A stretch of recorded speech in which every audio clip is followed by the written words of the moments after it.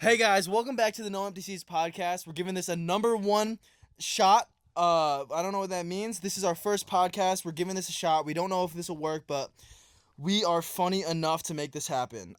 Today we have Lucas Gascon. Today we have Mac. What's up, guys? And today we have Michael Oyoung. I am the founder of No Empty Seats, Inc., and they are students at Brown, and we're going to try to make this work. Today we're talking about dealing with college anxiety. We're going to talk about homesickness. We're going to talk about the stressors that we have going into college, dealing with imposter syndrome. And we all just thought this was a good idea because all of last year I really wanted to bring my personality and humor into No Empty Seats. And there are also a lot of messages that I want to say that I don't think a post or a video can encapsulate. So because of that, we're going to try to have these conversation style pieces of content that we're going to try to give out to you guys. Because I think when I have conversations with a lot of people throughout the day, there are a lot of things I learned about mental health, about taking care of yourself, taking care of other people, and dealing with, your pressures and expectations from yourself and other people. So we're going to give this a shot. And let's roll into this. Whoa. All right. That last phrase got me going a little bit. Oh, yeah. So, Solid. Lucas, you have the best podcast voice ever. Thank you. It's really sexy. People say I have good, radio I didn't voice. say that. I've been told that. That was me. I said that. So let's go around the room and talk about why we think we're entitled enough to make a podcast and profess wisdom and humor onto our demographic. I think the very wisdom in a podcast like this is, just being regular dudes. We're deciding, as college students, as, 18, 19, 20-year-old guys that, we want to talk about mental health, and I think that is enough, quote-unquote, wisdom to profess. Because, I think the real point of this podcast is, make space for this conversation for other people to have, for other people to relate to, in our experience, not necessarily to profess something that we know that they don't know. I do think what is one of the more important things of this podcast, and especially with No Empty Seats, is being outspoken and just being real and being able to deliver that in a good manner. Mm-hmm. You too.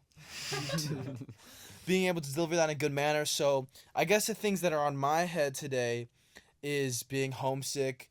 I'm struggling with body image issues right now. But most importantly, sometimes, chat, when I feel really uncomfortable or I'm feeling depressed, not in a depression, but I'm feeling really, really shitty, I do something really stupid to, feel liberation and just to feel something.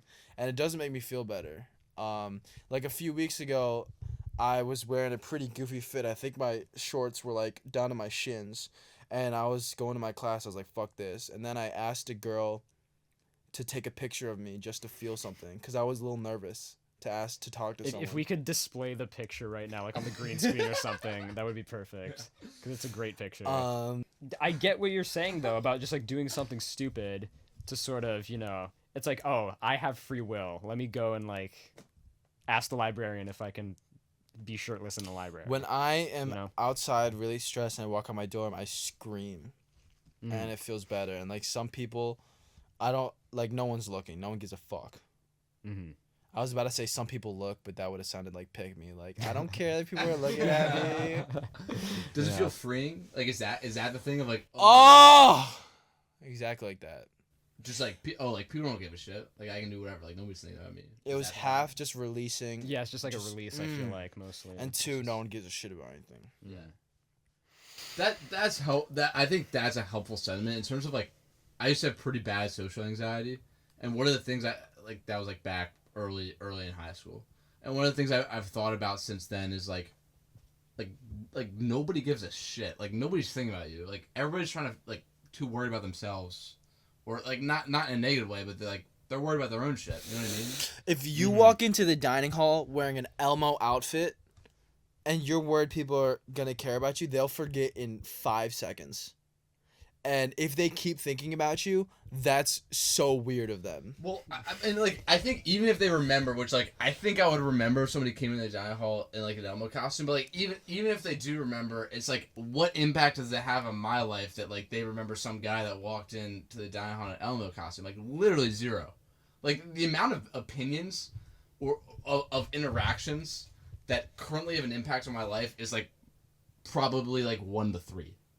It's like with my close friends who are like friends with me now and like wanted to be friends with me at some point in the beginning because of some interaction we had, and like that's kind of it. So it's like none of that carries any weight long term in terms of like what's actually important of like how I live my life day to day.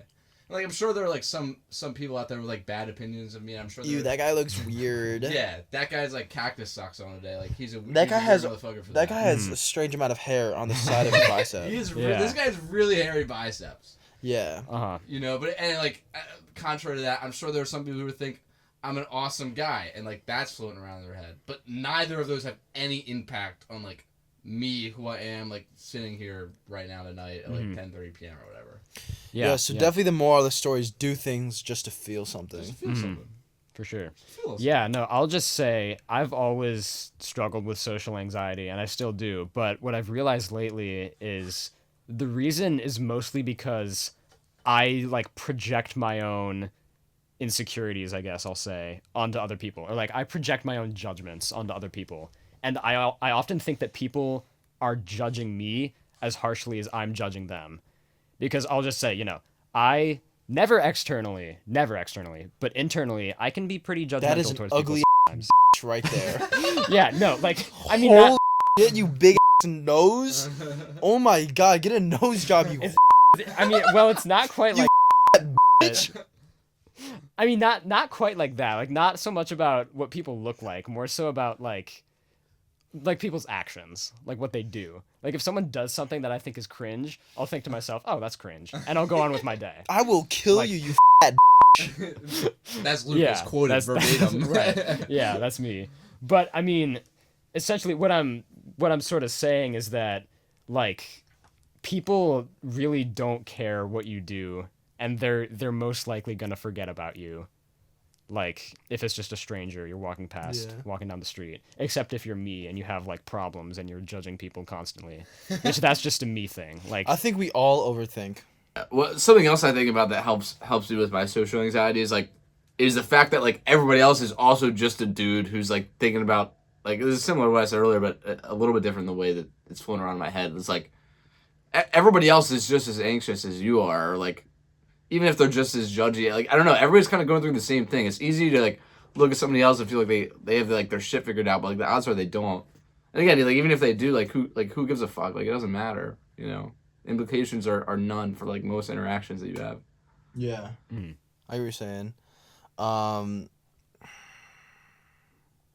want to know what my next idea for trying to embarrass myself? Yeah. So, the Barris and Holly lecture halls? Like, the ones with, like, the big guys?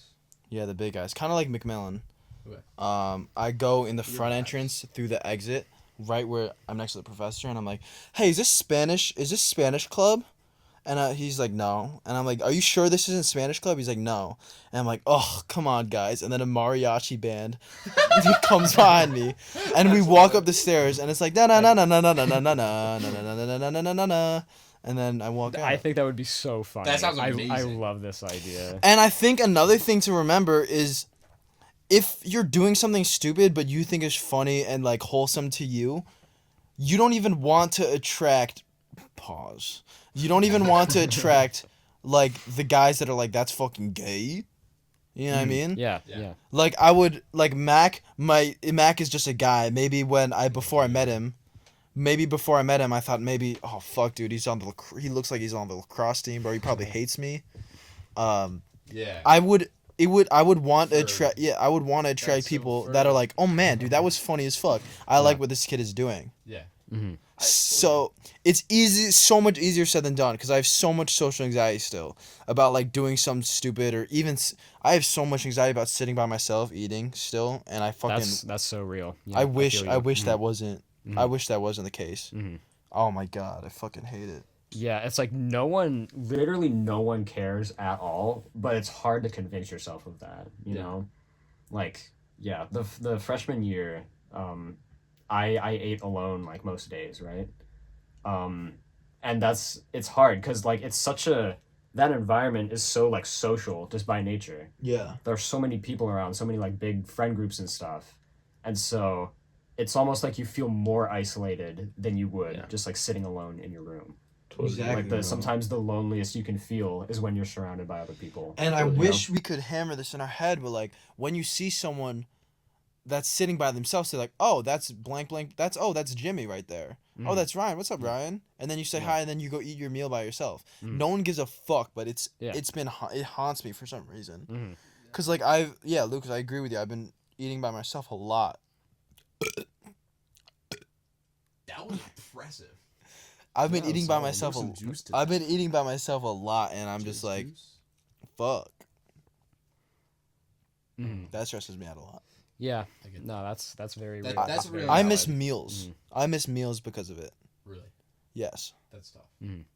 I think That is a very real anxiety. Do you guys feel that your social anxiety fluctuates from day to day? Because mine so does. Some days I feel like I can't talk to anybody, have any interaction without like totally overanalyzing like I don't know what just happened and like how I sounded, and then other days I feel like I'm like the small talk master and like.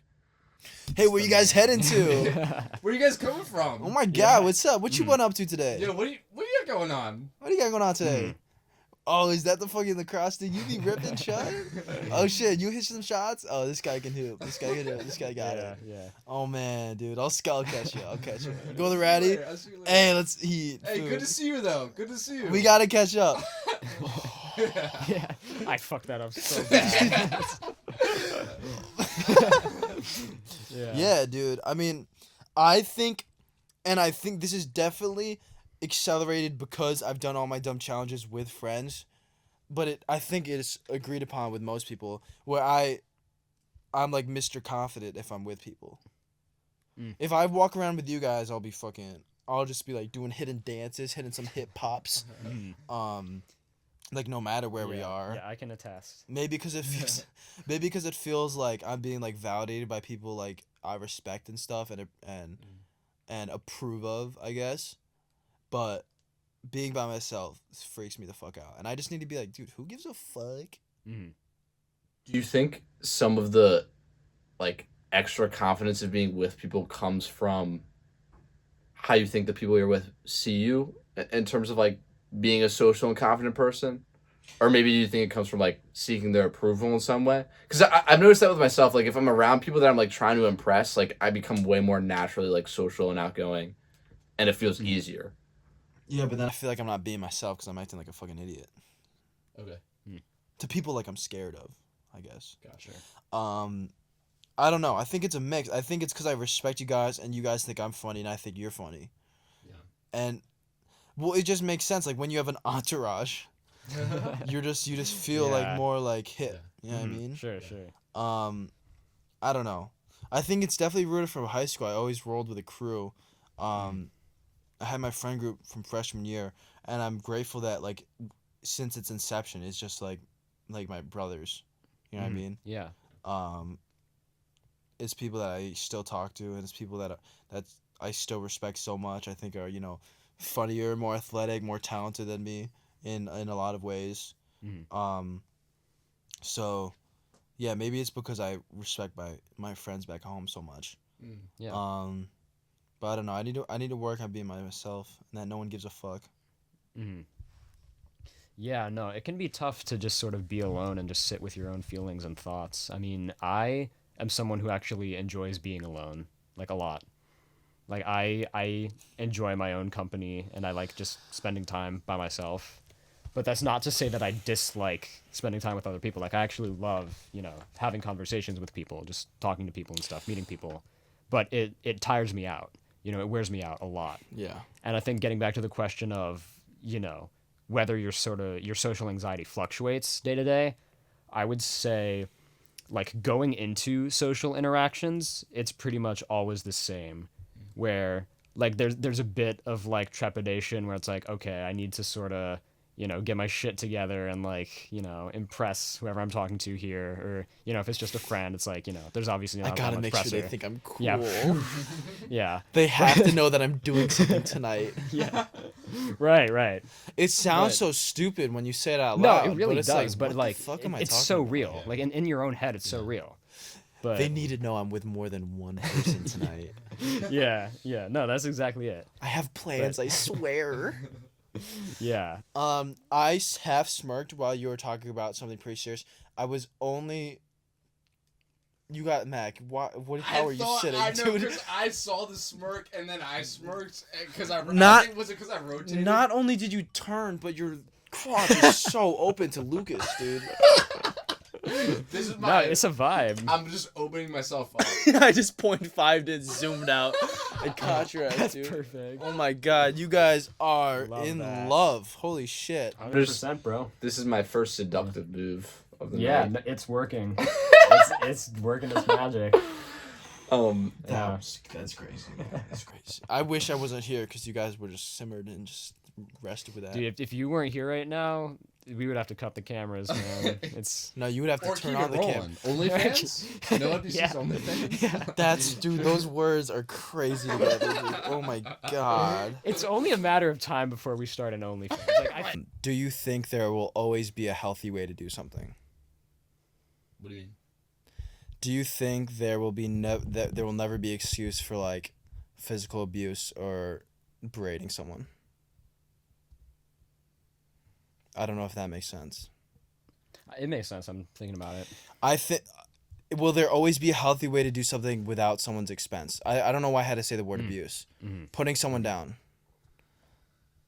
I mean, like, Always is like, I mean, that's a super strong word. So like, I'm sure like there are exceptions, but I feel like the route of like putting someone down should only be pursued after all other options have been exhausted. Mm-hmm. I don't. Can you think of some examples to the question? Because I think it feels like a little abstract to me right now. I was just thinking a lot about what I did at high school when I was fundraising money, and I don't think I would have fundraised that much more money because I was yelling at people, and I don't think I was too crazy, but I definitely was stressing a lot of people out, and it took a big toll on their mental health.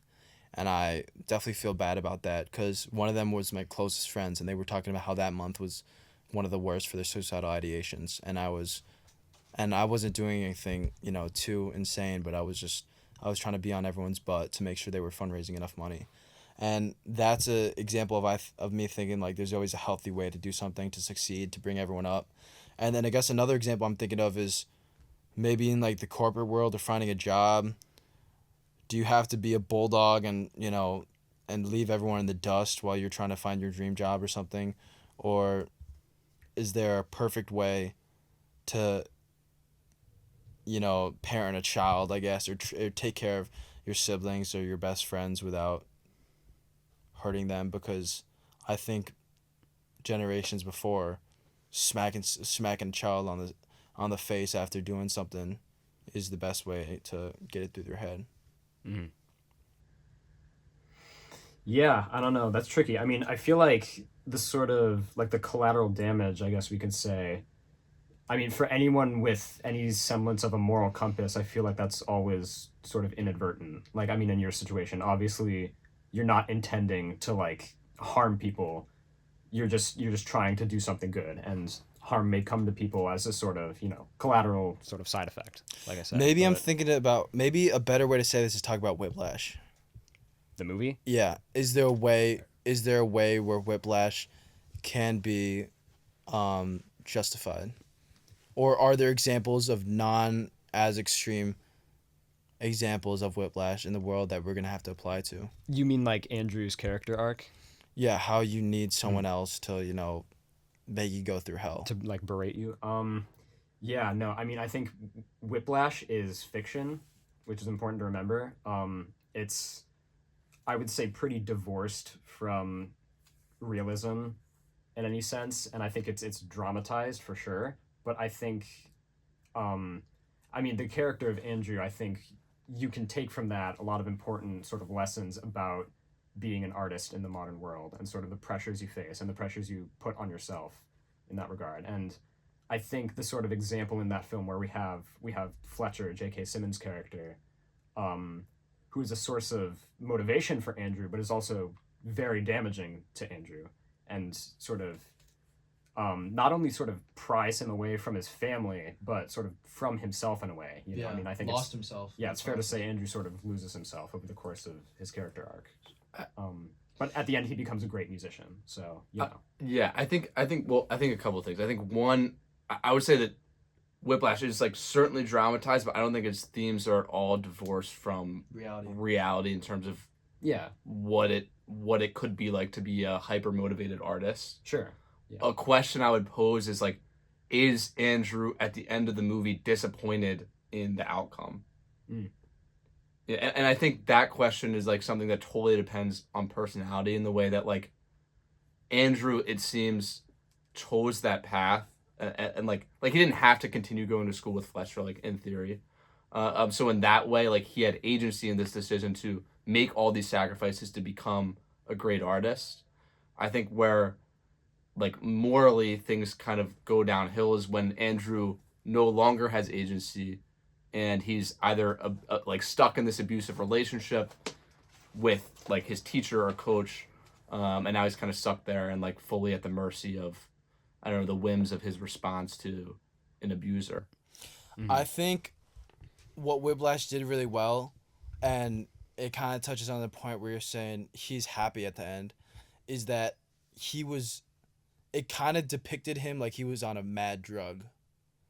Like he was on like heroin or crack cocaine or something, because that's how it feels when an abuser or when a manipulator brings you down to a point where it brings you down and you have no idea why, and makes you question your worth, and then you are in the negative, and then you have to do everything you can to like regain their respect. Back up. When in reality, you owe nothing to them. You owe nothing to the abuser, but it feels like a drug, if that makes sense. Yeah. So I think, as extreme that the Whiplash movie portrayed Andrew like he was on drugs, I think you asking, was Andrew happy at the end? I think that's the same thing as asking, was this person who was on a heroin high before he died, is he satisfied with his life? I think no, I disagree. I think it depends on like the nature of what you mean by happy. Like, if the question is he like satisfied in the way that he fulfilled what Fletcher wanted of him, I think it's different than asking, after that little moment, the ending scene where he's playing the drums and like he and Fletcher are vibing or whatever,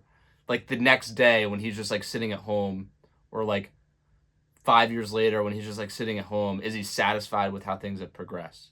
And you think there's a reality where a person would be? 100%. I think I think if somebody is anchored, or if somebody makes the conscious decision to sacrifice their well-being for the greater good in their mind of like being a great artist, and they achieve that goal of being a great artist, I think that person can find like fulfillment and satisfaction in that pursuit and in that goal, and in like realizing that goal. Yeah. But I also think there are also a ton of realities where Andrew is purely trapped in an abusive relationship, doesn't really know how to get out of it, and now he's all confused. Like his relationship to his music is messed up, and he's just stuck. Yeah. I was gonna say I was disagreeing with you talking about the drug point, but I agree with you to this point where Lucas was talking about this person lost himself in the process, but that's something that Vincent van Gogh mentioned in one of his most famous quotes, where he's like, "I've become a madman, I've become lost in this process," and he's one of the most famous and recognized painters in the world.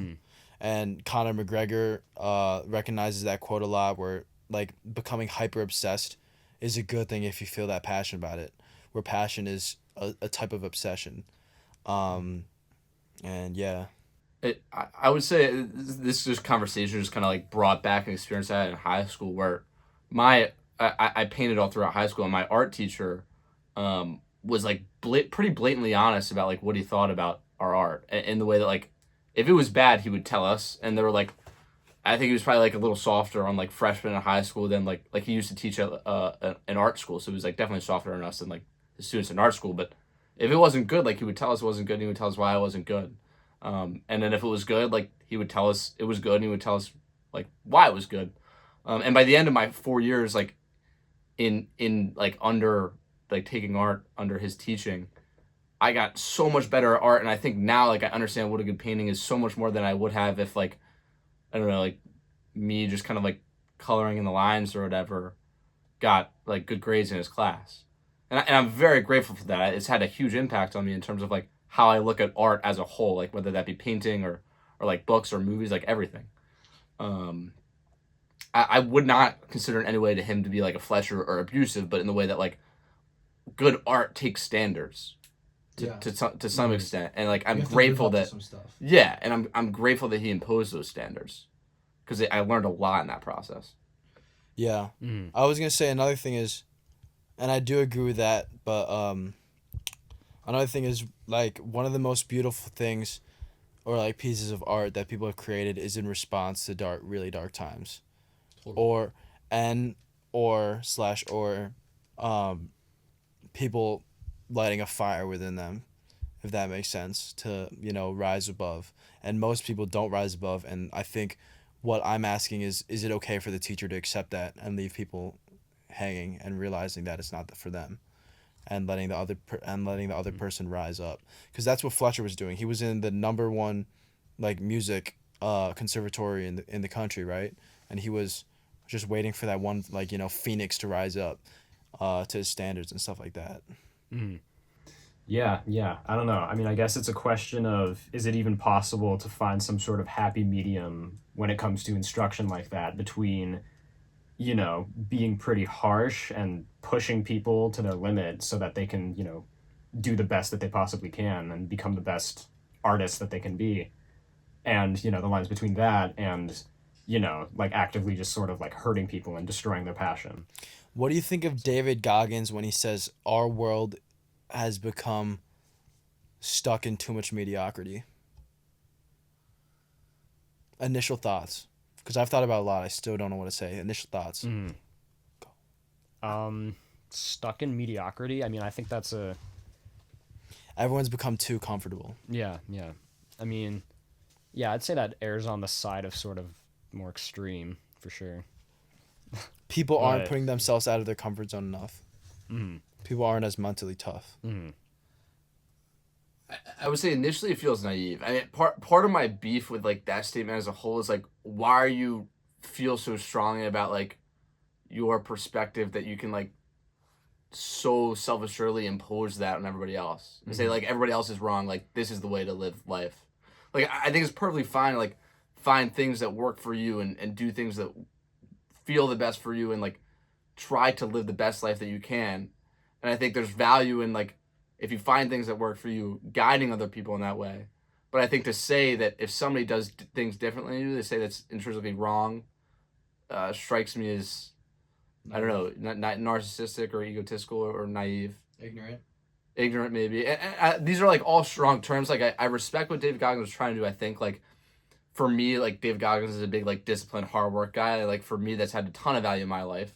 And I think like if somebody is like really in a rut, like I would probably guide them to like I don't know, maybe try some of that stuff out. But I think to like be angry at this like quote unquote like societal slide toward laziness is naive, and he's more like selling his theories and his books and his videos than teaching anybody about anything. This is pretty interesting because I remember I saw this in a video or when I read in his book. He said he yells and screams and almost does things in like a berating fashion because that's the only way he can get to people online. And I don't know, and I think I kind of understand where he's getting at, because if he did everything in his videos but like whispered them in like an ASMR, then he Yeah. wouldn't reach like half of his audience. And I think another thing that I think is really cool about David Goggins is the way he said it, I might not have been doing justice with what he was saying about how the world's gone too soft with mediocrity. Is I think he's more talking about like the structure, if that makes sense, where everything's become so, technologically savvy that you get everything in your life, and that you're not blaming any one person, but things just come too easy to people, and we forget that good things take time. So My big question is like, what is David Goggins' goal? Like, what does he envision for like some big societal shift where like all of a sudden everybody wants to go run ultra marathons? In his book he talks about how he never really judges anyone, but if you pay close attention to his videos, he always talks about like the inner bitch and like fighting the war within yourself. He doesn't talk about how I'm doing more things than you. He always compares himself to himself. When he goes on these like big ultra marathons, he tries his absolute hardest, but he's not worrying about anyone else, and he flexes that he got third, or he flexes he got fourth because he gave it his all. And he said in his book that he's proud of himself because he already started. right, but like my point Point is like, why is it intrinsically better for somebody to go run ultra marathons than not. And I think what I'm getting at is like I think David Goggins' main goal is like self promotion, and not that like I'm sure it's helped a lot of people. Like I think there's value in this idea of like practicing self discipline and like getting yourself to do hard things. But I think when it gets to this extent of like I don't know, this binary between like getting rid of the inner bitch, and if you don't do that, then like you're lazy or you're living a bad life or whatever. I think that's just like too black and white for a productive conversation in terms of like how to philosophically live your life. I agree, saying. I definitely agree with the last part where he's saying you're not gonna live your best life if you're fighting, if you're not fighting your inner bitch every day. But what I was saying again, where how he says he always compares himself to himself. He doesn't. He said it explicitly where he doesn't. He thinks his lifestyle can be applied to anyone. He doesn't care if anyone runs ultra marathons. He just thinks that in the world there's going to be hell. And he references a lot of traumatic things that have happened in his life where there was so much racism that he experienced growing up in like I think the 80s or the 70s. He grew up with like one of the most domestic abusive households that like I've ever like read about or learned about. He had to move schools so many times. He had so many like health implications, and he's saying he's been through hell, and this is the only thing that like makes him feel, I guess, better about himself. That he's like training his mental fortitude and becoming the person that he never thought he could be.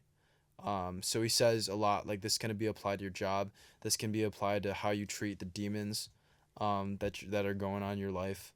And this is another brings up another interesting point that I brought up to you guys a few weeks ago or months ago. He said your traumas and your abuse and the hell that you went through isn't your fault, but it is your responsibility. And I thought that was a really heavy pill to swallow, but I've come to agree with it. I mean, your responsibility as in how you cope or like how you deal with it, or You have to resolve that issue in the terms of like it makes more sense when you think of it as a physical issue where imagine someone you're just out on the street, you're on Thayer Street, and then this guy shoots a projectile at you or he just comes and beats you with a bat. mm-hmm. You're going to be laying on the ground like feeble, like you maybe your like legs are bashed and you can't walk. You're not going to be like someone go get that man. You're going to say I need to get an ambulance. I need to call help to go fix myself. You're not at no matter of like no amount of blaming another person and getting them to say sorry will fix your broken leg unless you go up and get yourself to the hospital. Mm-hmm. And when I like kind of envisioned it through that physical injury analogy, that kind of makes more sense. When someone hurts you, you have to go take care of yourself. You have to go call the ambulance. You have to go, do the things to make yourself better because putting the blame on other people won't do anything. I 100% agree with that. I think like this example feels pretty salient to me right now because I've been concussed since last February. So like as of today, it's been 8 months, and that's been hard. There were for sure times over the summer, 3-4 months ago, where like I was in like a pretty dark place with it in terms of I don't know, like feeling hopeless about how my recovery has been, frustrated, and that I haven't been getting better.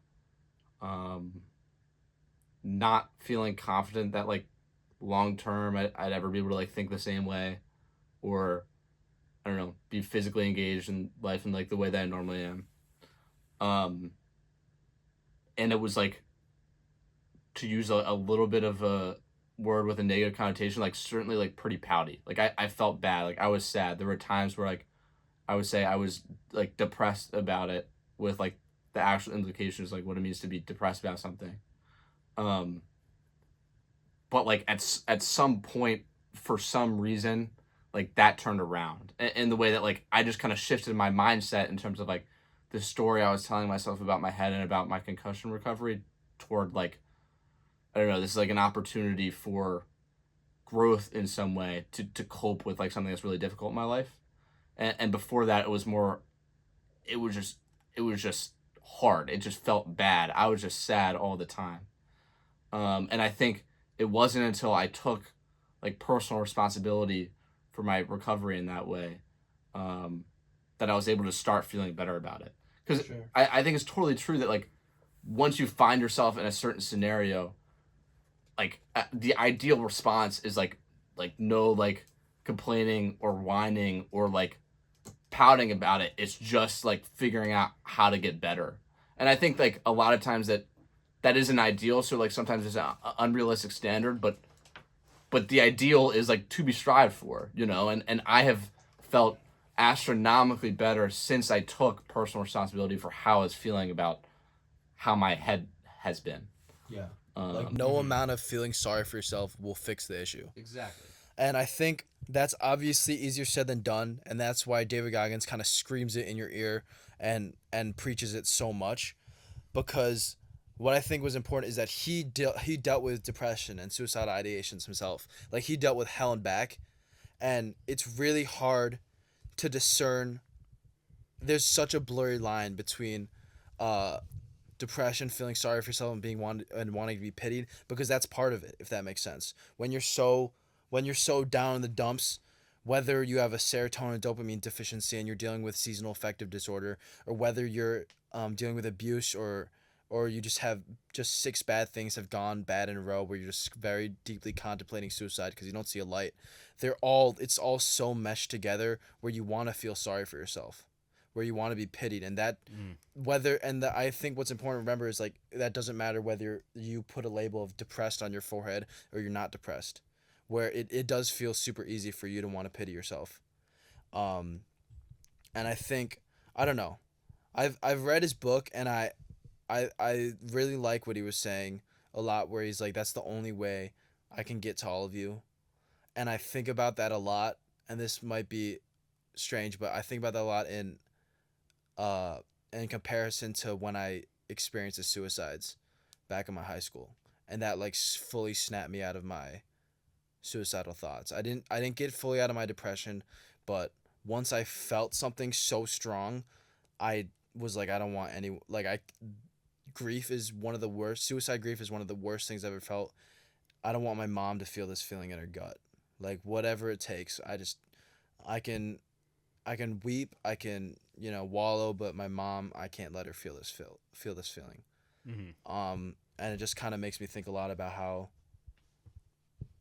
maybe like hammering something through someone's head, like almost violently, is what can take you out of a depression, because it is so easy to let someone wallow. You want to, like, when you're depressed, you don't see a light, so you feel like nothing's gonna be there for you, if that makes sense. Yeah.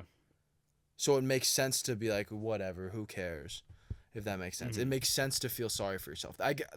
That's what I've been trying to say. I've been mumbo jumboing a lot, but when you're depressed, whether it's clinical, whether it's societally placed, you want to feel sorry for yourself, and it's so hard to get out of it, which is what I think a lot of non-depressed people have experienced, which is why they feel less empathetic towards those who are struggling a lot.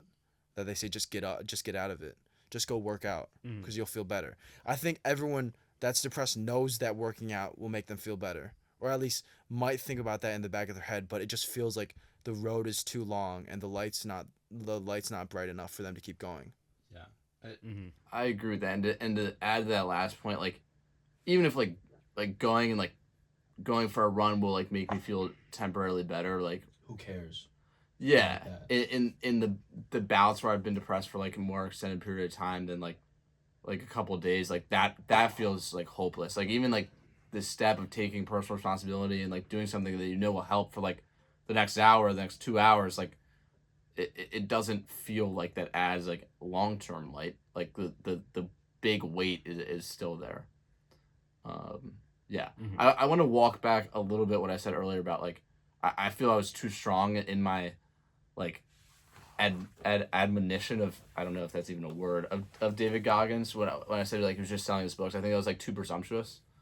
The statement you made about like society being too lazy just kind of got me fired up. Yeah. I don't know. I think if his whole deal is trying to advocate for like some mental health strategy, I think that's a really good thing. I've never consumed his content, so like I don't really know. I've only seen clips and stuff. So you're saying you never saw him as like a mental health advocate, or his help is through like a mental health lens. You just kind of thought he was just like running shit and running around and just calling people bitches. Yeah, like literally. That was my idea then. Yeah. I hear you saying. Yeah. No, it's he references a lot about how he has been in just as a shitty spot, or even worse, like I guess maybe objectively, even if there's a way to measure it, than how other people have felt that have committed suicide. And he's saying the only way to get out of it is to stand strong, no matter how hard it may seem. You have to get up because no one's gonna do it for you. Mm-hmm. And yeah. Yeah, I mean, I think sort of on that point of responsibility, I think like depending on what sort of trauma or like what sort of experience you're having, I think that mindset of like, okay, I'm sort of responsible for, how I maneuver, how I navigate this.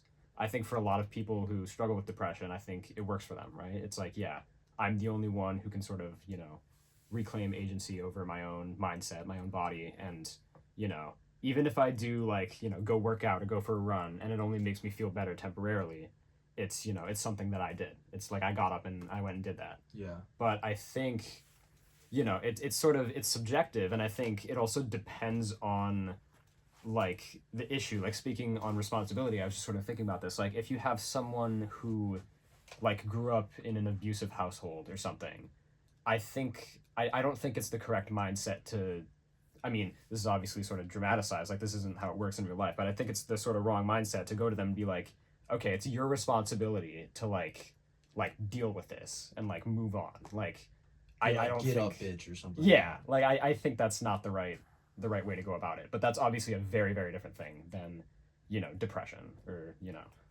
Well, I mean, they can be linked, obviously, but like sort of the way we were talking about it, I think it's different. Yeah. I'll push back on that a little bit, and like it.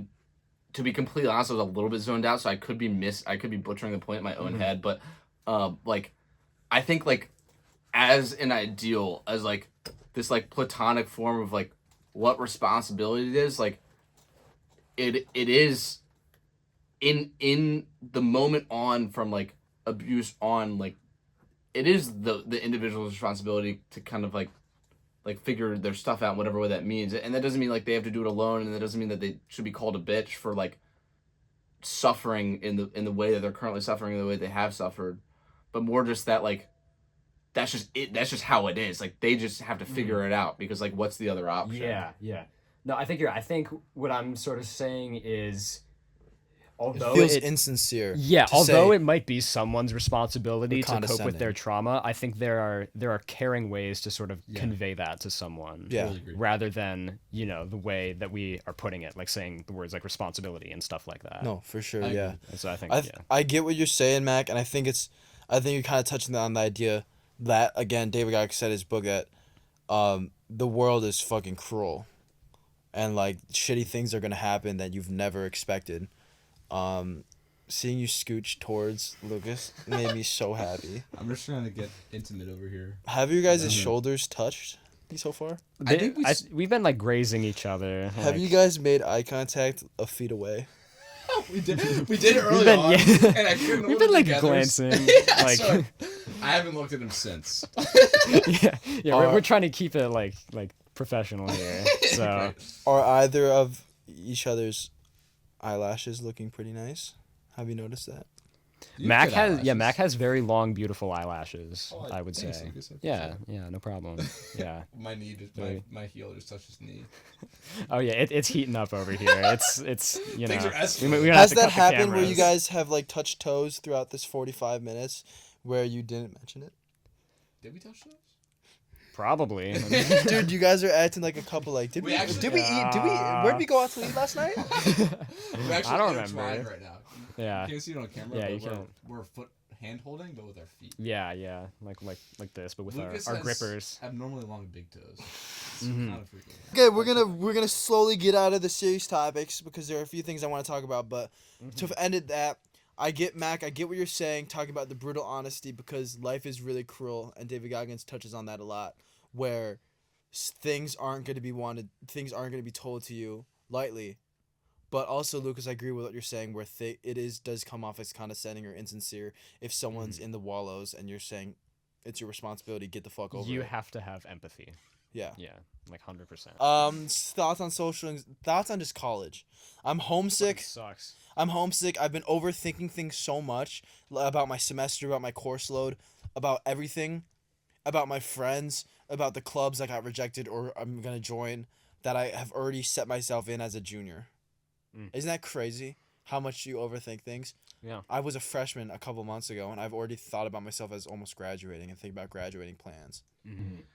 I think that thought style can be both positive and toxic in the way that, like, I think it's important to appreciate, like, how fast time can move and, like, try to make the most of what we have in, like, a very unique period in our lives.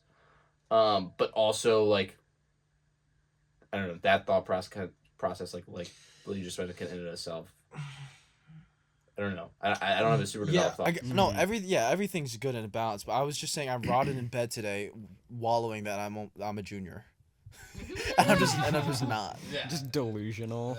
Other thoughts. I appreciate you guys so much. You guys are my best friends here. But like I said in the video, check it out at No Empty Seats Instagram. I feel really lonely still. And I can confidently say that because I won't be able to find better friends than you guys. So it's like soul searching. I have to figure out myself. But then that brings me to another question of like, why do I need to like worry about soul searching so much? I'm literally 18. Like, why is it just like this is how I am? And if I deserve to like think this much, then like that's just what I'm built to be, and that's totally fine. It allows me to like think about, grander things, bigger than myself. But yeah, I'm stressed out about making videos because I still want to. Structure is important in my day, and it's still hard for me to find a structure, and I still don't feel like I have a club or group that I can fully rely on, because that's when I feel it most myself, when I'm with people that like appreciate my humor and I appreciate their humor, and we can all be stupid together. And obviously I am that with you guys, but you're doing your own thing, I'm doing my own thing. So like if I was in a club or if I was in classes together with people like public health students or pre-med students, I think I'd feel more complete in that regard, if that makes sense. Do you think it has to do with just like the frequency of how much we hang out? Yeah. But that doesn't change anything, because I wouldn't want anything any other way. Like I said, I wouldn't want anything any other way. I just, it's hard. Yeah. I get that. Yeah, I totally understand that. I'm comparing a lot of people that I meet to my high school friends because I love them so much. And I think that's really unhealthy, because high school and college are completely two black and white different things. Like college, almost everyone's a floater. No one has like this perfect click. And like, if the only like perfect example of that is athletes, and even athletes kind of stray away because they don't want their whole life to be their sport, because their whole life already is their sport. So I think I need to understand that I'm not going to be fully with my best friends all the time, and it's not going to be like it was in high school, no matter how perfect it was, because college is a completely different social structure, and everyone's working on getting their own grades and working on their own passion projects and working on their own clubs and stuff. So it is going to be way different, and I think I need to start accepting that, and just going with the flow, because I tense up far more than I let go.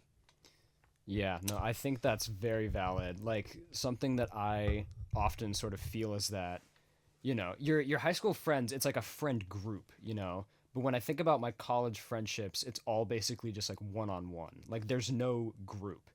And that often makes me feel sort of like, I don't know, like insecure or lonely, because like, it's like I don't have a friend group. Like, I don't have a group of people to hang out with. Like, you're doing something wrong. Yeah, because it doesn't feel like high school. It feels different. And it's sort of jarring, But something to sort of realize is that, these friend groups just like don't really exist in college.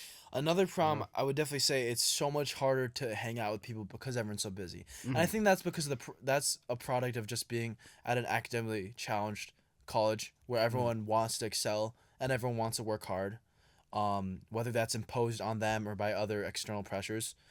But it's so much harder to like plan stuff, and it does take a lot of energy out of you, because you don't have like you have to make the choice to wanna be around people. Whether in high school you would just see in like the group chat, like everyone's gonna hang out, so you have to come hang out, and you would always enjoy it and stuff like that.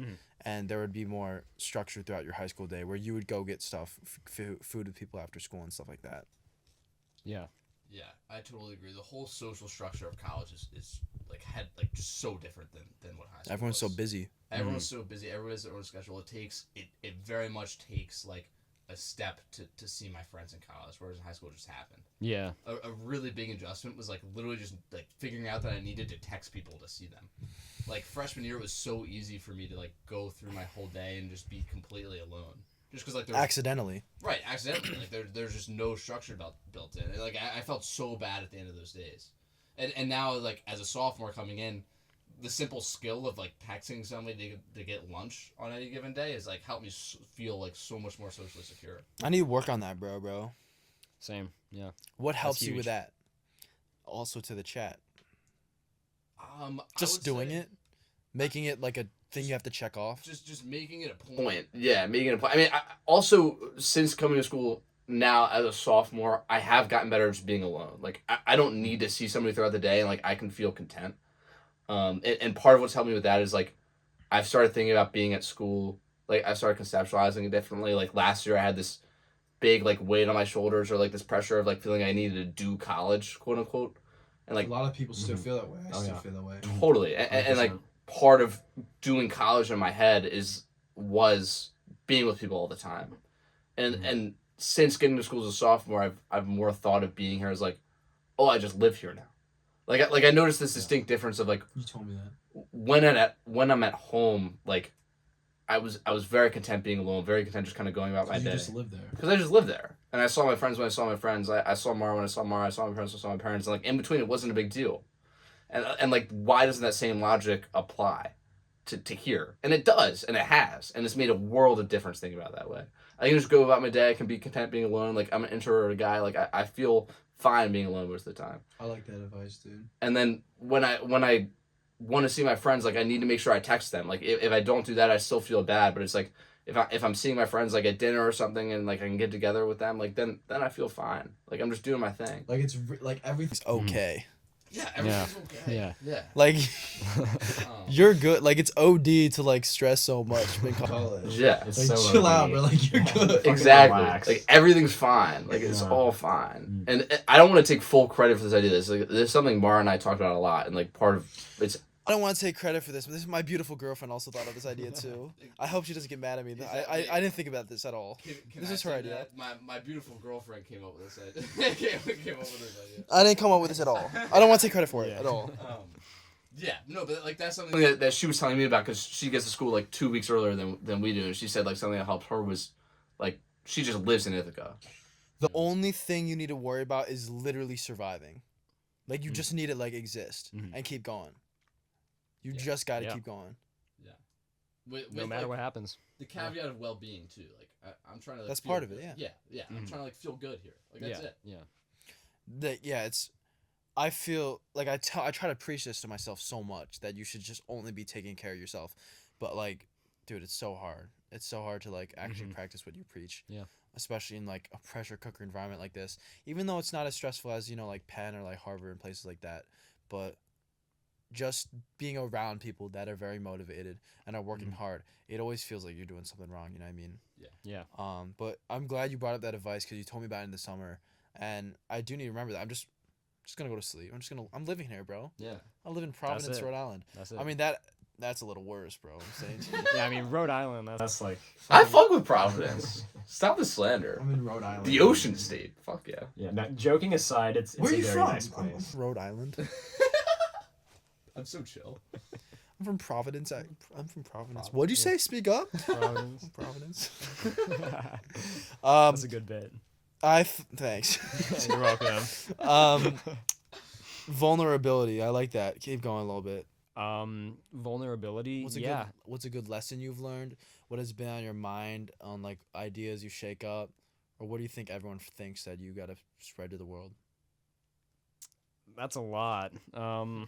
Yeah, I mean, I like you. I've been sort of feeling homesickness and sort of been thinking about homesickness a lot lately. Um, and the way I'm sort of thinking about it is like I think being homesick doesn't always necessarily mean missing a place. I think sometimes it can more so be like missing how things were, or like missing a point in time sort of in the past that you wish you could go back to. It's regret, not regret. Not necessarily. I mean, more so like sort of tying back into the thing with friend groups. Like, it can be easy to feel like, oh, I wish like I was back with my old high school friends, just like doing whatever we did, just like back then, and like that's all over now, and it's never gonna be like that again. It's easy to sort of fall into that pit. And I think the progression there is that you sort of think about where you're at now, and you're like, Life is man, different. yeah, it's different, and like I feel like I'm not necessarily like capitalizing on it as much as I could be. Like I'm not taking as much advantage as I feel like I could be, and it's so easy to feel like you're not doing enough. Like So easy. yeah, like when I think about just like in high school how much stuff I was doing, like it was a lot. And when I think about now, it's like it feels like less, but in reality, I'm doing like just as much, really. Yeah. And I think when it comes to the sort of the social aspect, it's like, yeah, it's really easy to miss your old friends or like your family back home. I think family is a huge part of it.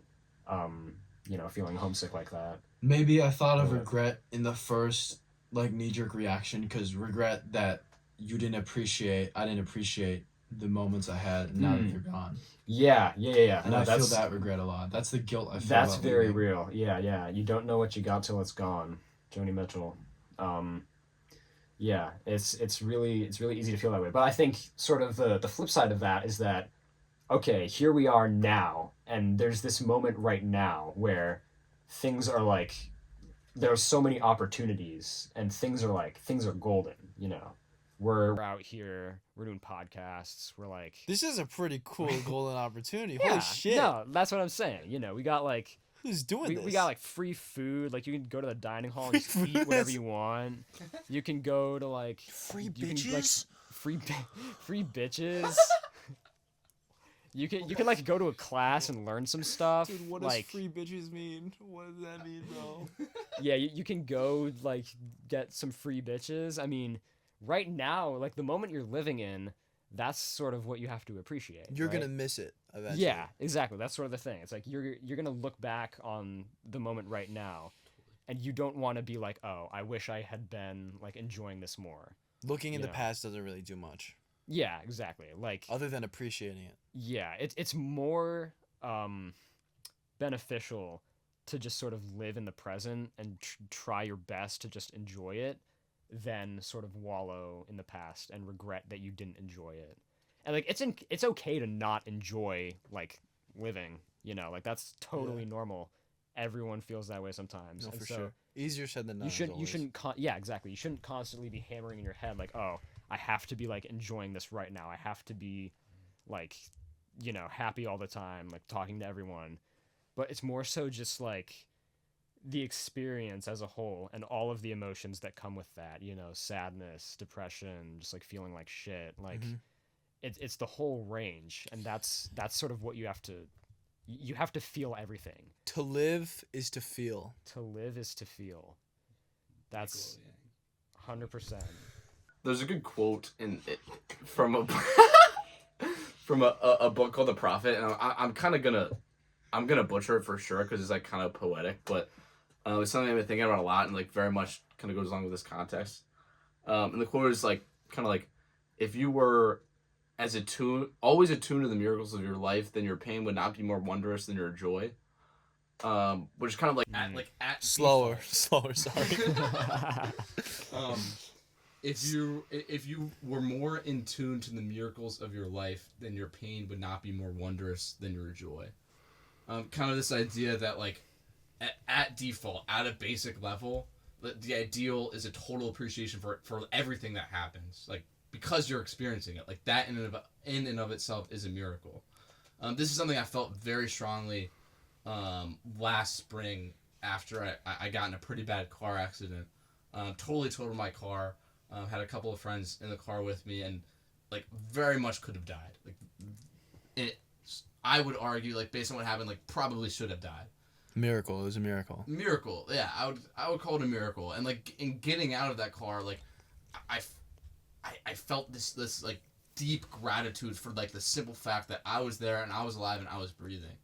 I remember like the next day when I was like back like on campus, like at home, I was like walking to get dinner with my parents, and it was cold out, and like I didn't put a sweatshirt on, and I remember feeling the cold air on my skin and being like, oh damn, like it's kind of cold outside, like I should have put a sweatshirt on, but like even though it was too cold, like uncomfortably so, like just feeling this deep like and true gratitude that I could feel the cold air like at all, and like keeping that in mind, even though it's been like almost a year now since I had this existential experience, has been like this huge like I don't know challenge to me, like this task that I'm like trying to bring forward, and that like if you can keep that gratitude, like that's it, you know what I mean, like anything else that kind of comes your way you can now deal with, with this kind of like total appreciation for the simple fact of existence, total mindfulness. Yeah, I love that.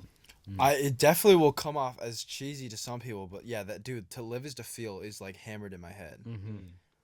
Like Yeah. feeling struggle, feeling like, you know, maybe that anxious like gut feeling, you know, laughter. Oh my, like that stuff that's beautiful, man. Yeah, just to be able to feel no matter what the feeling is, just like that's Embracing the that's what it's butterflies. about. Yeah. Yeah, so Mac and Lucas's final words of wisdom are, life is a miracle. Amen. But with the eyebrows. Yeah. You take the eyebrows I was half laughing, but then it just turned into like and then Lucas's It turned into Riz. every day is a gift. Baby girl. Any other vulnerabilities? Vulnerable Riz, emotional Riz. Yeah. Yeah, soft boy Riz. How do we close this puppy out? Thank you so much for checking out the No Empty Seats pod. It was our first episode. I don't know how this will go. Thank you, Lucas and Mac, for being my guest hosts. I really appreciate this. I think we're gonna do something great. I feel confident that no one will do it better than what we want to do. We're, like I said, our goals are to have a podcast that y'all can eat a cereal at breakfast and watch in the morning. And what's so funny? I'm looking for.